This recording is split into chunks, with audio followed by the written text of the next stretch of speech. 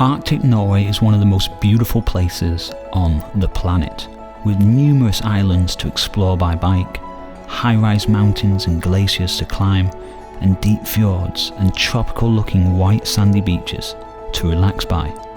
But for many people, it's hard to know where to start and how to plan a unique experience above the Arctic Circle.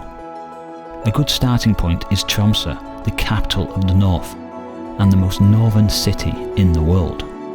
In Tromsø you'll find one of Norway's biggest rental and tour companies. In this video I want to introduce you to Tromsø Outdoor and the products and services they offer people visiting the Arctic. I met up with Gareth, who's in charge of marketing and sales, to find out more about the company and hopefully to help some of you who will cycle in Norway in the future.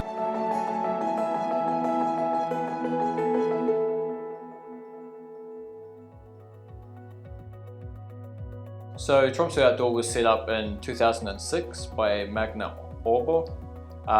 The idea is to get people commuting with the nature to getting more skills and just appreciating, the natural surroundings that we have around us here. It's been growing over time. 2016 it started to get much bigger and it's been expanding its range of services and products. So originally started out mainly guiding, but now we have a rental centre, so we're renting clothing and equipment.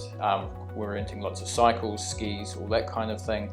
And we also have a fully functioning workshop now for cycle repair and ski repair, that kind of thing.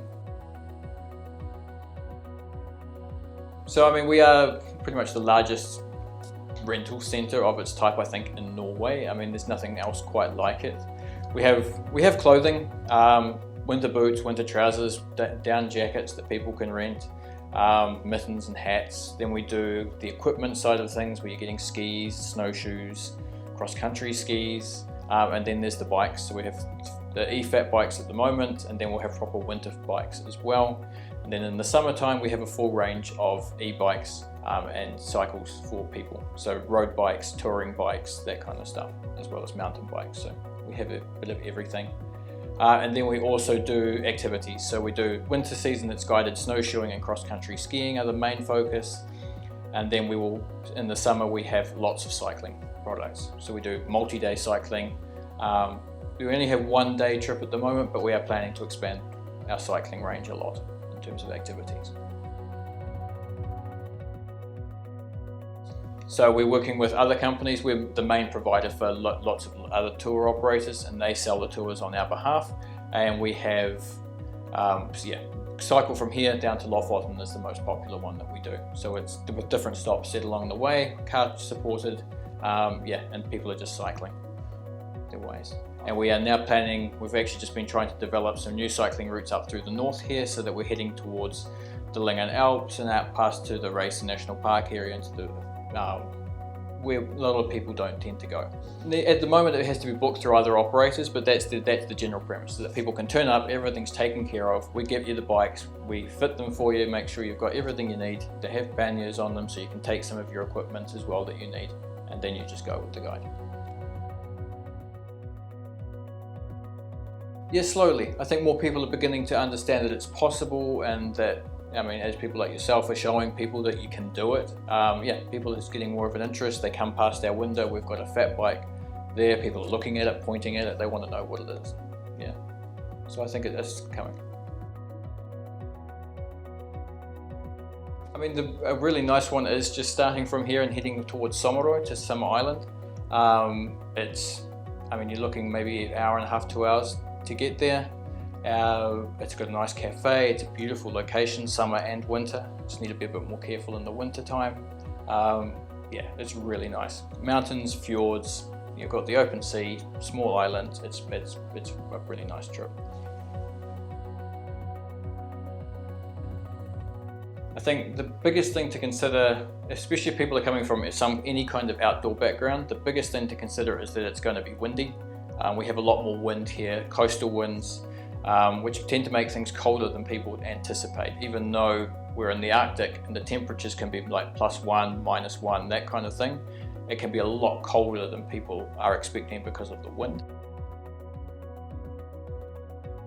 You've got different experiences during different months. If you're wanting to get a bit of daylight, February is a good time, and March, April, those kind of spring months for us. I mean, you can cycle it all around the year as long as you change the tires, then it's all possible. Summer season, I mean, you can look June, July, August, even through to September are still really nice months to visit. People don't seem to come so much in September to Norway. I don't know why. I don't think people think of it as a destination, but the autumn colours are really nice. Northern lights are back. It's still pleasant temperatures. It's good for outdoor activities. So I think I love September. I push lots of people for September. Outside of July for summer, because July is the busiest time. Everyone's coming in July. So if you want to come after that, if you can, it's good.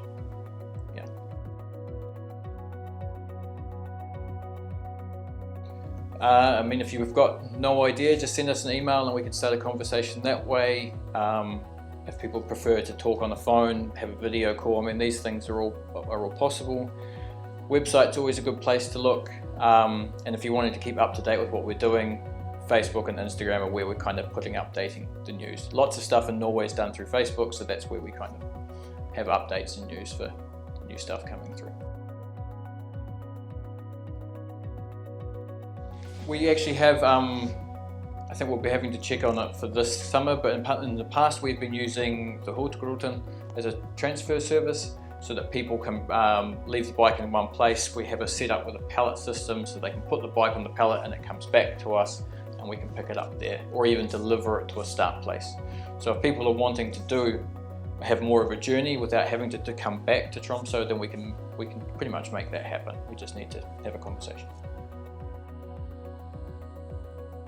We have a really good selection of rental equipment for both summer and winter use, camping equipment, that kind of thing. So if you don't want to have to travel with it on a plane or bring it across, send us an email, check our website, see what we have, and we can make it a lot easier in terms of coming for adventures than people realise.